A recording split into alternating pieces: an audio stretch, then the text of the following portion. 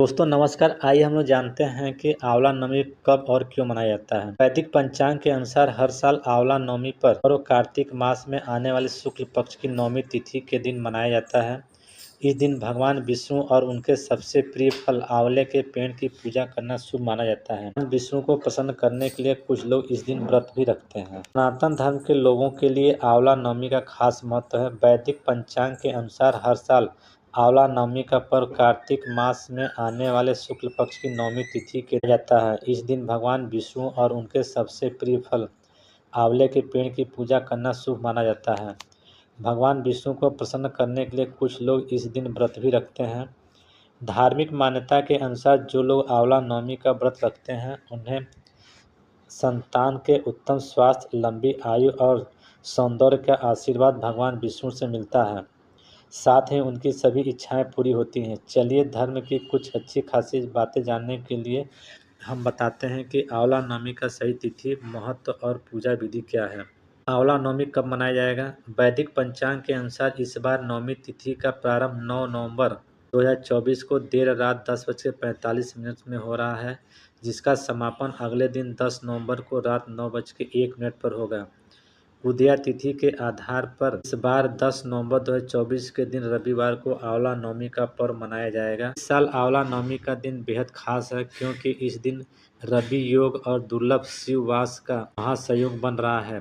देश के सभी राज्यों में आंवला नवमी 6 नवमी के रूप में भी जाना जाता है। आंवला नवमी के पूजा विधि क्या है? आंवला नवमी के दिन प्रातःकाल उठकर स्नान आदि करने के बाद शुद्ध वस्त्र धारण करना चाहिए। आंवले के पेड़ की पूजा करें। पूर्व मुख होकर आंवले के वृक्ष में जल अर्पित करना चाहिए। की जड़ में दूध डालकर उसे सींचें। धूप, दीप और कपूर से वृक्ष की आरती करना चाहिए। आंवले के वृक्ष पर कलावा बांधा जाता है। हाथ में अक्षत और पुष्प लेकर या 108 बार वृक्ष की परिक्रमा करना चाहिए।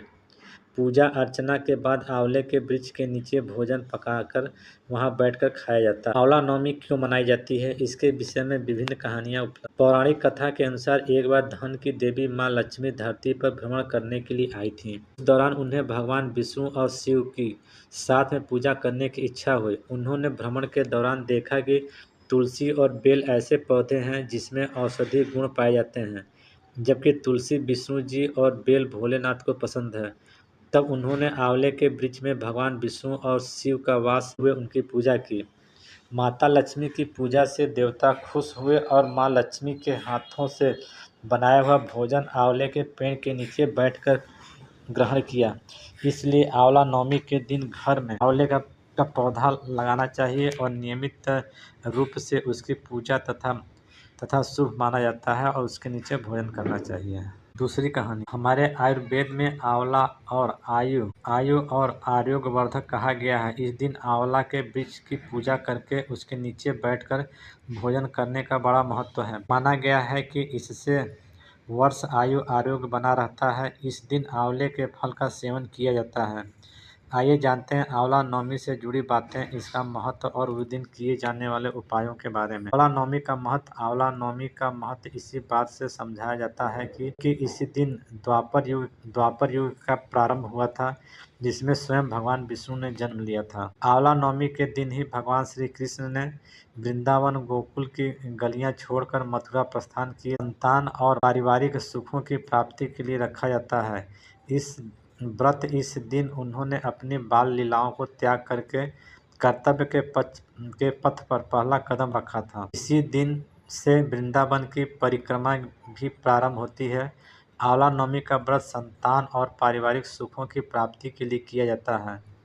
यह व्रत पति पत्नी साथ में रखते हैं तो उन्हें इसका दुगना फल प्राप्त होता है। आंवला नवमी के दिन स्नान आदि करके किसी आंवला वृक्ष के समीप जाना चाहिए।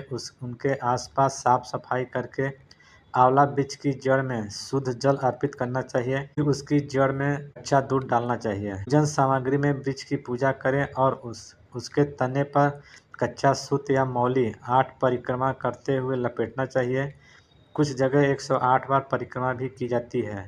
इसके बाद परिवार के सुख समृद्धि की कामना करके वृक्ष के नीचे ही बैठकर परिवार मित्रों सहित भोजन किया जाता है। आंवला को वेद पुराणों में अत्यंत उपयोगी और पूजनीय कहा गया है। आंवला का संबंध जनकधारा स्त्रोत में भी कहा गया है। एक कथा के अनुसार एक बार जगतगुरु आदि शंकराचार्य भिक्षा मांगते हुए एक कुटिया के सामने रुके। वहाँ एक बूढ़ी औरत रहती थी जो अत्यंत गरीब और दयनीय स्थिति में थी। शंकराचार्य की आवाज़ सुनकर वह बूढ़ी औरत बाहर आई। उनके हाथ में एक सूखा आंवला था। वह बोली, महात्मा, मेरे पास इस सूखे आंवले के सिवाय कुछ नहीं है जो आपको भिक्षा दे सकूं। शंकराचार्य को उसकी स्थिति पर दया आ गई और उन्होंने उसी समय उसकी मदद करने का प्रण लिया।